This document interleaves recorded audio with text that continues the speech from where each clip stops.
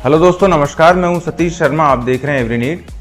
दोस्तों, जन्म और मृत्यु से संबंधित जिस पोर्टल पर ग्राम पंचायत और नगर पालिकाएं काम करती थी, दोस्तों वो पोर्टल अब चेंज हो गया है। उस पोर्टल में अंदर प्रोसेस भी थोड़ी सी चेंज हो गई है। तो दोस्तों, आज की वीडियो में हम यही देखेंगे कि कौन सा पोर्टल है, क्या इसका यूआरएल है, कौन से उसमें अंदर ऑप्शन नए जोड़े गए हैं, किस तरह से आपको उसको उपयोग करना है, कैसे आपको जन्म और मृत्यु के रजिस्ट्रेशन दर्ज करने हैं। तो चलिए दोस्तों, शुरू करते हैं।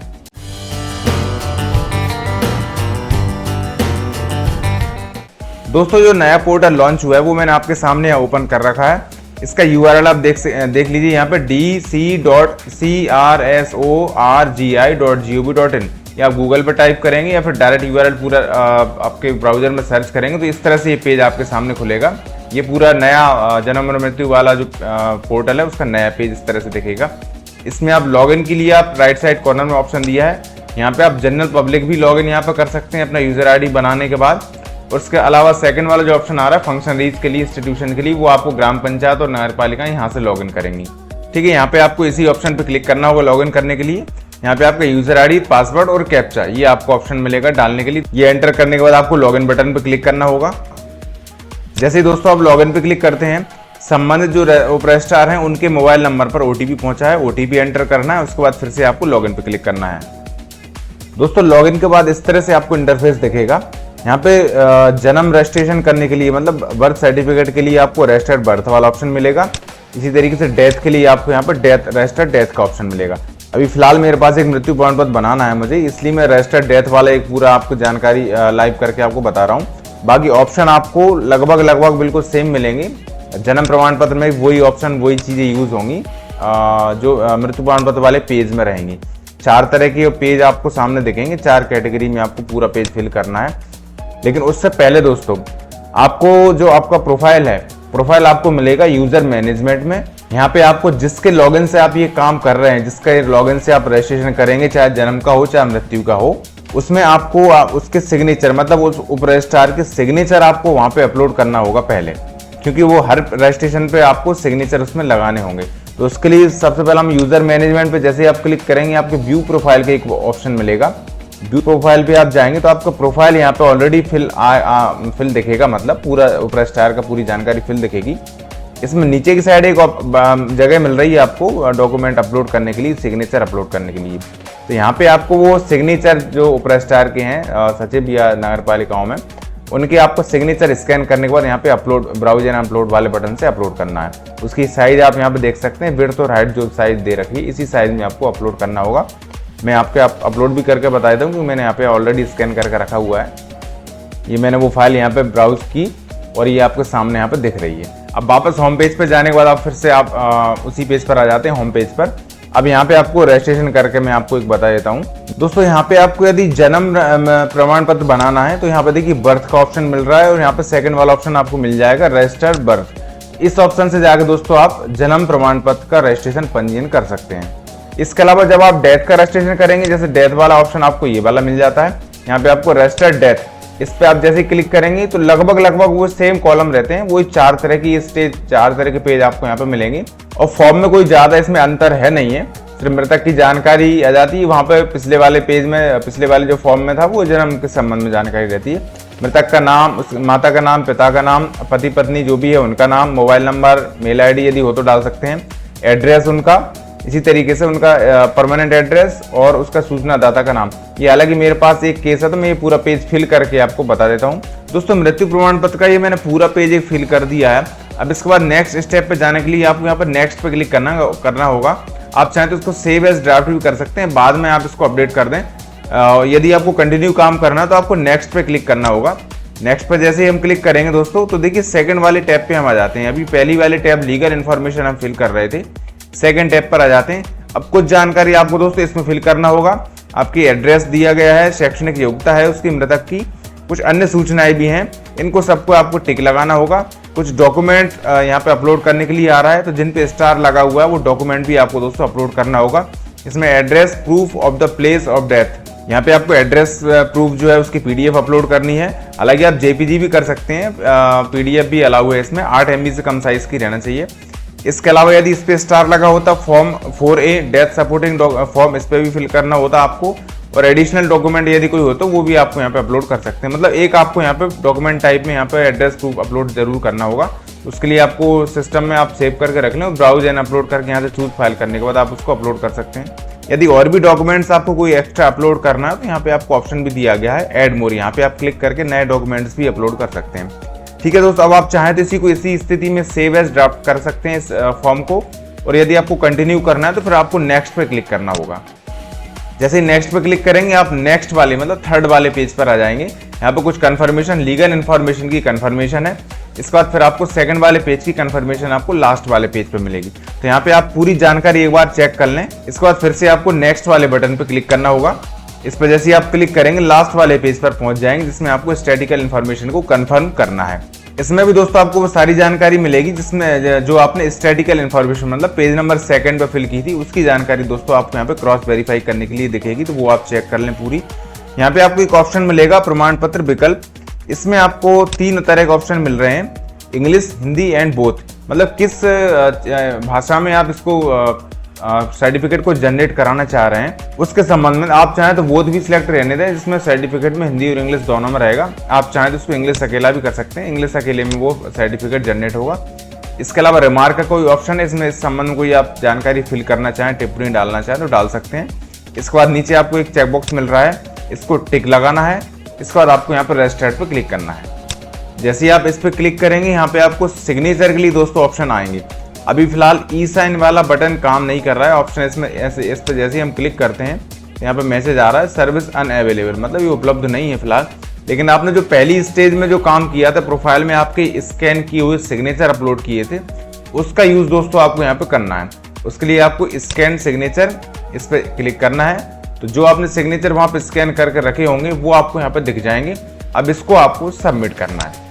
ठीक है, जैसे ही आप सबमिट पे क्लिक करेंगे ये आपका डाउनलोड सर्टिफिकेट के लिए मैसेज आ जाएगा, मतलब अप्रूव हो चुका है डाउनलोड सर्टिफिकेट।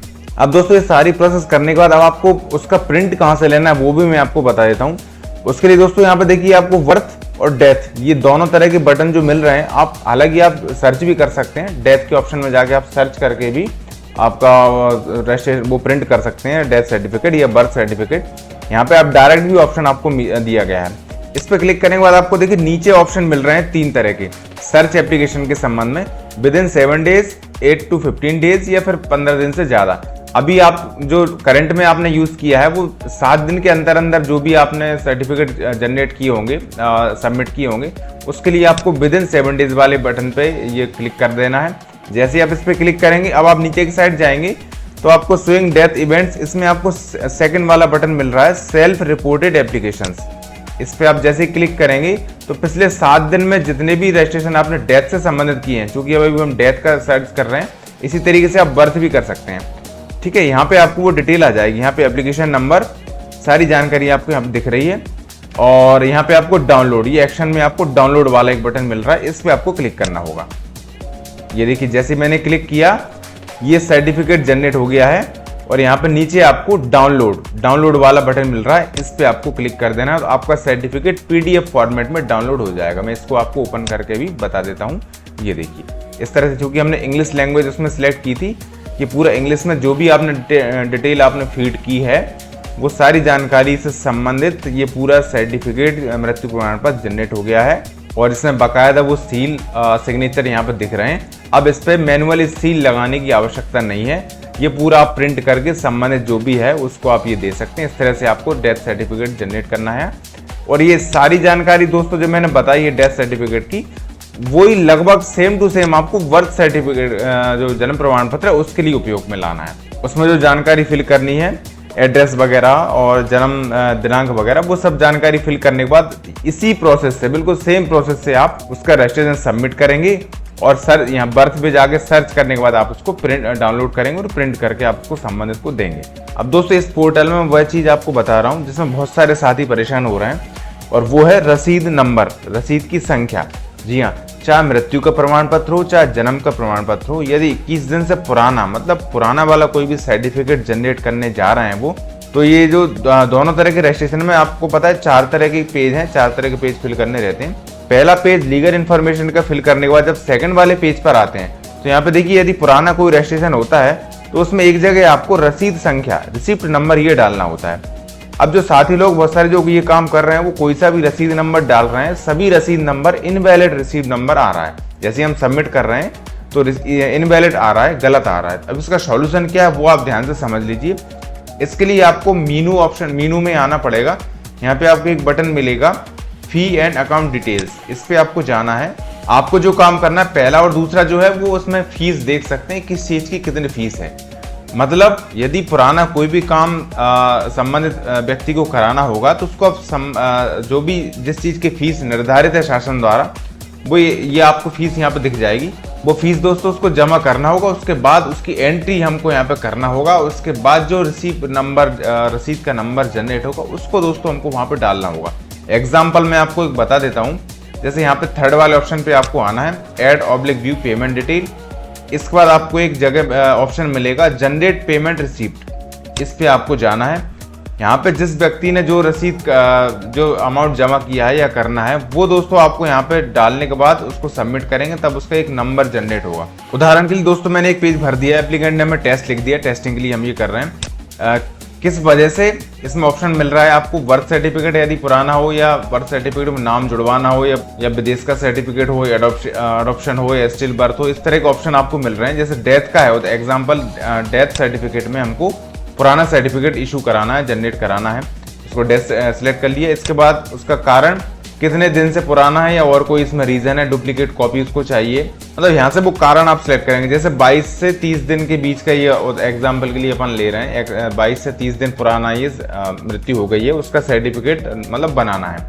इसको हमने सेलेक्ट कर लिया। जैसे हम इसको सिलेक्ट करेंगे तो यहाँ पे अमाउंट आ जाएगा जो ऑलरेडी डिसाइडेड है। इस पर आपको देख सकते हैं यहाँ पहले वाले ऑप्शन पे कौन कौन सी काम के लिए कितनी कितनी फीस है। ठीक है, वो जो भी अमाउंट आ जाएगा उसके बाद आपको यहाँ पे सबमिट करना है। जैसे आप वो सबमिट करेंगे कैश रिसिप्ट आ गया और एक ऑटोमेटिक पेमेंट की डिटेल की रिसिप्ट जनरेट हो जाती है, ये सामने आपको दिख रही है। अब इसमें दोस्तों वो रिसिप्ट का नंबर, यहाँ पे वो नंबर जनरेट हुआ है। अब ये नंबर दोस्तों आपको वहाँ पे डालना होगा। ठीक है, इसको आप चाहें तो डाउनलोड भी कर सकते हैं। ये मैंने यहाँ पे डाउनलोड बटन दिया, डाउनलोड पे क्लिक करेंगे आपको ये डाउनलोड हो जाएगा। अब हम दोस्तों वापस उसी पेज पर चलते हैं जहाँ पे वो रिसिप्ट नंबर जो रॉन्ग आ रहा था, गलत आ रहा था। दोस्तों रिसिप्ट नंबर जनरेट करने के बाद हम उसी पेज पर आ गए जिस पेज पर हमको वो एरर आ रहा था। अभी मैंने कोई सा भी नंबर यहाँ पे डाल दिया है।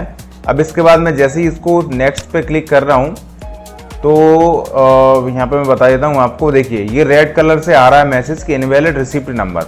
ठीक है, मतलब ये नंबर गलत है। अब आपने जो जनरेट किया है रसीद नंबर, रिसिप्ट नंबर, उसको यहाँ पर डाल कर देखना है। उसके बाद फिर क्या मैसेज आता है। तो पहली बात तो ये है कि आपने जितने रसीद नंबर जनरेट किए हैं वो यहाँ पे ऑटोमेटिक दिखने भी लगते हैं बहुत सारे, और ना आप देखें तो आप इसको यहाँ पर टाइप भी कर सकते हैं। जैसे आप उसको टाइप करेंगे यहाँ पे वो अमाउंट दिख जाएगा जितने अमाउंट का आपने रसीद नंबर जनरेट किया है। जैसे आप उसको टाइप करेंगे ऑटोमेटिक यहाँ पे अमाउंट आ जाएगा, इतने अमाउंट का वो आपका रसीद जो जनरेट हुई है वो है, उसका ये नंबर है।